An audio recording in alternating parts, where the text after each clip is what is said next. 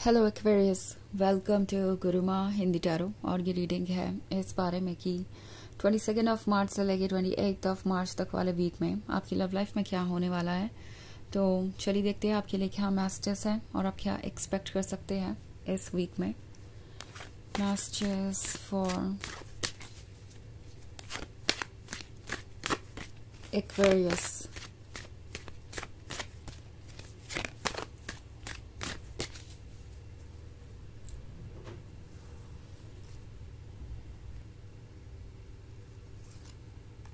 The Hermit, Six of Cups, the Moon, the Emperor, and the Hanged Man. Okay. So हमारे पास है The Moon. The Moon के होने का मतलब है कि सब कुछ छिपा हुआ है। ऐसा लग रहा है कि इस वक्त आप किसी तरीके के सेपरेशन में है, सेपरेशन में नहीं भी है तो आपका रिलेशनशिप ऑलरेडी इतना कॉम्प्लिकेटेड हो चुका है कि आप अब एक दूसरे से ज़्यादा कम्युनिकेट नहीं कर रहे हैं। और ये जो डिस्टेंस आप दोनों के बीच है वो है द एम्परर के वजह से। और द एम्परर के वजह से इसलिए है क्योंकि वो हैंग्ड मैन वाली एनर्जी में है। द एम्परर एक्चुअली विजडम को यूज़ कर रहा है, दिमाग को यूज़ कर रहा है इस रिलेशनशिप में। और लगता है ये एक बहुत बड़ा इशू बन गया है।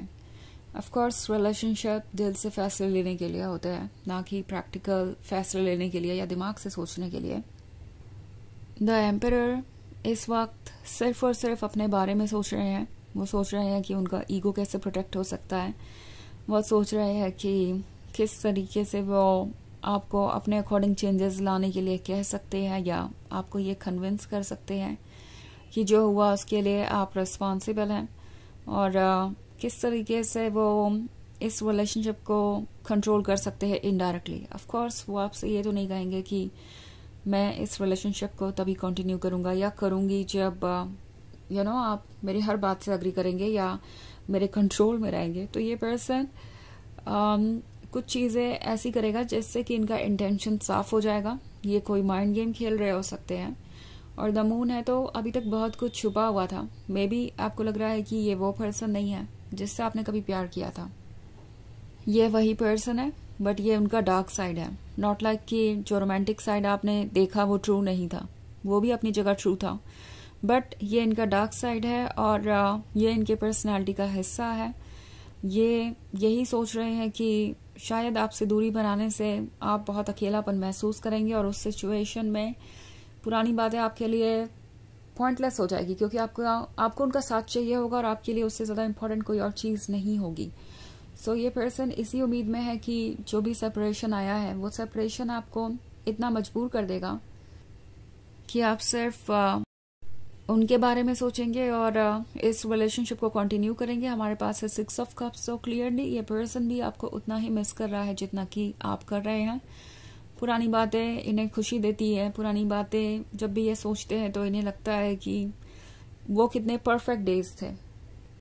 उन्हें रियलाइज होता है कि आपने और उन्होंने कितने अच्छे दिन बिताए हैं साथ में। सो ये जो भी ब्यूटीफुल टाइम है जो आप दोनों ने बिताया है वो इस पर्सन को याद आता है और अब उन्हें लगता है कि आपके साथ रिकन्सिलिएशन पॉसिबल हो तो सकता है बट इसके लिए आपको एफर्ट करने पड़ेंगे या आपको चेंजेस लाने पड़ेंगे। ये पर्सन रीयूनियन चाहता है but at the same time the emperor is like no, मुझे नहीं आगे बढ़ना, मुझे अपनी तरफ से कोई इनिशिएटिव नहीं लेना। अगर किसी को इनिशिएटिव लेना चाहिए तो वो एक्वेरियस है क्योंकि मैं तो द एम्परर हूँ, मैं तो बहुत खास हूँ, मुझे तो हर कोई प्यार कर सकता है और मैं इस रिलेशनशिप में ज़्यादा इम्पोर्टेंट हूँ तो मुझे ही अटेंशन मिलना चाहिए, मुझे चेज़ किया जाना चाहिए बट मैं किसी को चेज़ नहीं कर सकता या कर सकती।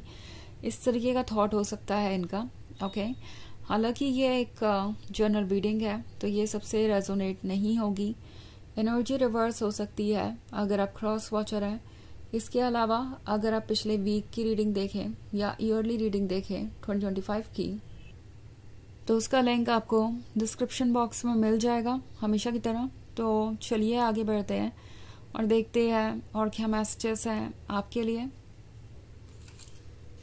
messages for Aquarius, Three of Pentacles, Knight of Pentacles, the Tower, Ten of Wands and Seven of Swords. Okay. So हमारे पास है Ten of Wands.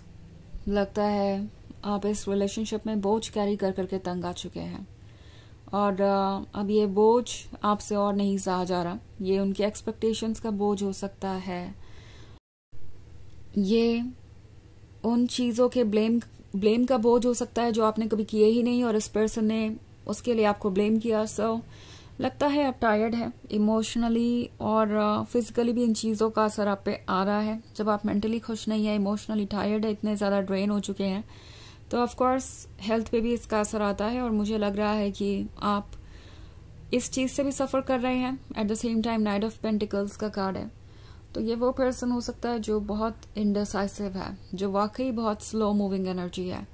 It's like आप जब भी उनसे कमिटमेंट चाहेंगे, ये पर्सन उसे डिले करता ही जाएगा. और उन्हें लग रहा था कि चाहे वो इसे डिले भी करें तो भी आप ज़्यादा कुछ कहेंगे नहीं, बिकॉज आप इसी बात से खुश हैं कि कम से कम ये रिलेशनशिप चल तो रहा है, वो आपके पास है तो सही. दूसरी तरफ मैं थ्री ऑफ पेंटिकल्स का कार्ड देख रही हूँ, तो आपके पीठ पीछे बातें हो रही हैं, पीठ पीछे डिस्कशन हो रहा है इस रिलेशनशिप के बारे में. और आपके पर्सन को लगता है कि ये डिस्कशन ज़रूरी है.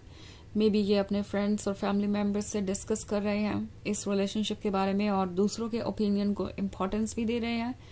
इसके वजह से भी आपका रिलेशनशिप आगे नहीं बढ़ पाया है, क्योंकि सिक्स ऑफ कप्स है, तो आप में से बहुत सारे लोगों के लिए ये एक लॉन्ग टर्म रिलेशनशिप हो सकता है. आपने ऑलरेडी काफ़ी इंतज़ार कर लिया है, चाहते हैं कि वो आपको कमिटमेंट दे, बट ऐसा कुछ हो नहीं रहा और ये बात आपको बहुत ज़्यादा स्ट्रेस भी दे रही है.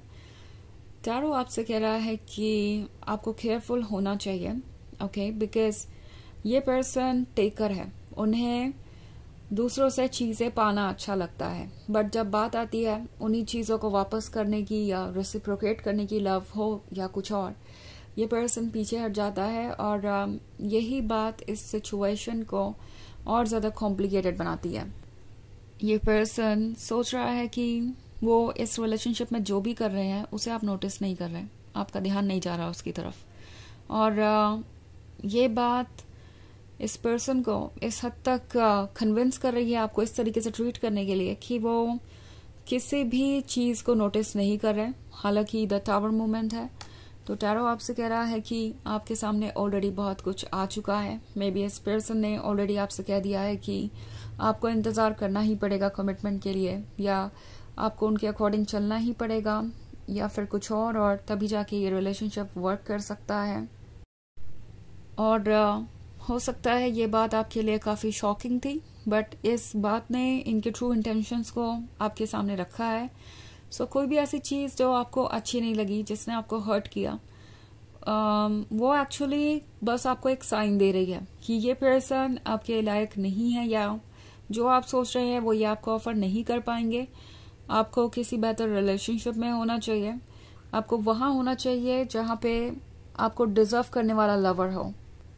बिकॉज ये पर्सन हो सकता है फिर से आपको कमिटमेंट देकर रोकने की कोशिश करे. नाइट ऑफ पेंटिकल्स है, तो ऐसा हो सकता है कि जब आप सोच रहे हैं कि अब आप इस रिलेशनशिप पे गिव अप कर देंगे, तभी ये पर्सन आपको अप्रोच करे ये पेंटिकल लेकर.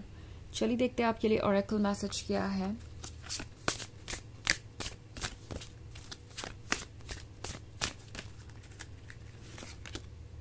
Journey, each step brings you closer to your true self.